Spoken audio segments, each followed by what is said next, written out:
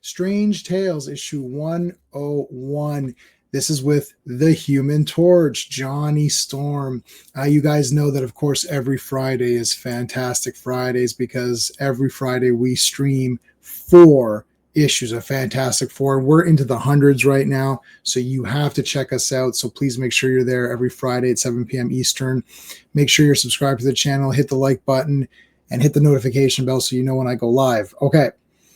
Johnny Storm, love him, love the character, absolutely fantastic. He went fantastic. He had his own stories in Strange Tales. So let's take a look at issue 101. This is the first time Johnny Storm appears in Strange Tales. It's just his story. There's a couple of backups as well. So we've got the Destroyer here, not Remo Williams, the Destroyer, a different Destroyer. And he wants to destroy the amusement park. That's really crummy.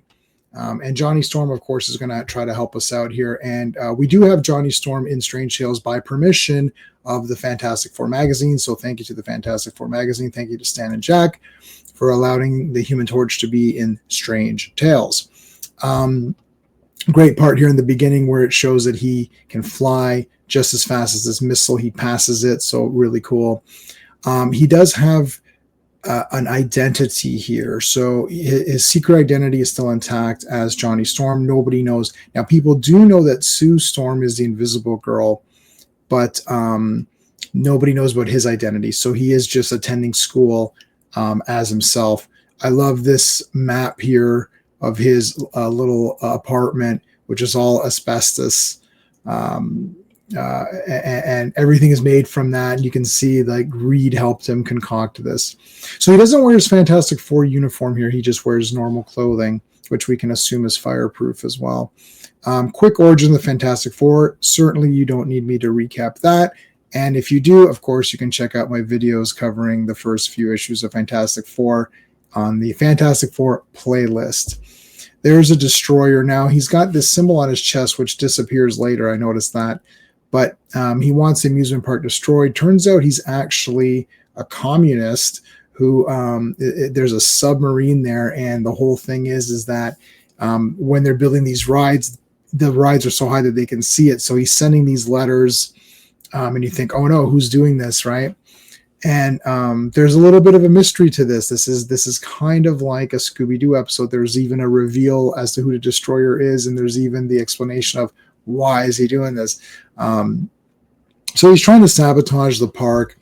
This is not anything that we haven't seen before. Johnny has to save them. He needs a distraction. He controls the flames here, makes a lot of smoke, which masks his flaming on. He flames on, saves the guy. You can see, of course, every time he flames on, he has to make his arms bare or not flammable so that he can grab people and grab things. So that's cool. And the kids are just like, hey, what's going on? Another note comes. And it's funny because you'll see at the end, but the newspaper editor is like, oh, we're getting these notes. There's a little bit of a twist there. So here's the contraption here is busting. It's breaking down. These are these parachute. It's like a parachute ride. And Johnny uses his flame to kind of make everybody distracted. And then he runs into the little Funland thing here, Funhouse, and comes out as Human Torch and saves it. So into chapter 2. And again, he makes a duplicate of himself. We've seen this done in previous Fantastic Four outings. And again, this is to mask the fact that he lands and transforms back to Johnny. This thing dissipates, and they're like, oh no, where did he go? All of this stuff to keep his identity. I think it's pretty cool. So reading the newspaper, the Destroyer calls out the Human Torch and says, why don't we meet one-on-one? Ben Grimm shows up and says, hey, I'm going to fight with you. And Johnny's like, no, this is my fight. I want you to stay out of it, Ben. So Ben leaves. Johnny comes to the meeting place, but it's a trap. He's doused. There's some sort of like electric beam and then water and stuff. So he's completely deflamed and he has to take off. As he's taking off, a couple of kids saw the Human Torch and they're looking for him. So he thinks quick on his feet and says, oh, I'm looking for the Human Torch. Have you guys seen him? No, we haven't seen him. And that kind of gets him out of that situation. So we're back here again with the amusement park. These shorter comics are always very fast paced. There's a constant flow to them. It's constant action. He's always Human Torch. He might be Johnny for a page, and then he goes right back to being the Human Torch.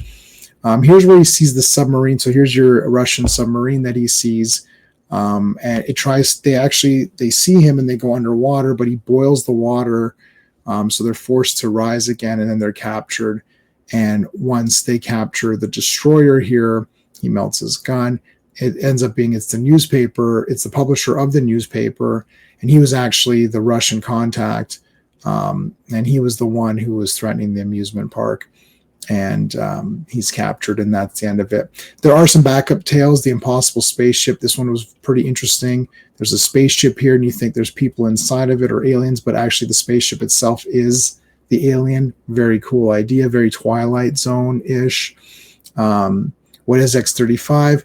This guy's getting these ominous messages, and he doesn't know what it is. X-35, what is it? He gets hit by a car. I just skimmed these, so I didn't really read these like super in depth.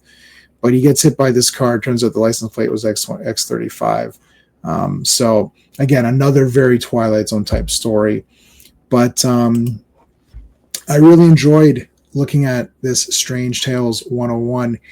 As you know, we've been doing these Fantastic Four streams, so I wanted to kind of expand. I love Marvel 2-in-1. That is one of my favorite series of all time, and of course, that's with Ben Grimm.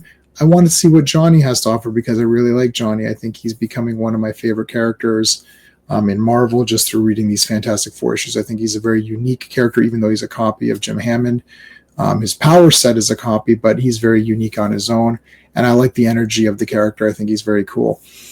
So that's it for this one, guys. Please make sure you hit the like, subscribe to the channel. Let me know your thoughts on Strange Tales. Do you want more of these? I always want to hear feedback. So thanks for watching. I'll see you on Friday. Hey friends, you've just been listening to J-Man, and he is the smartest person who ever lived. So make sure you like and subscribe.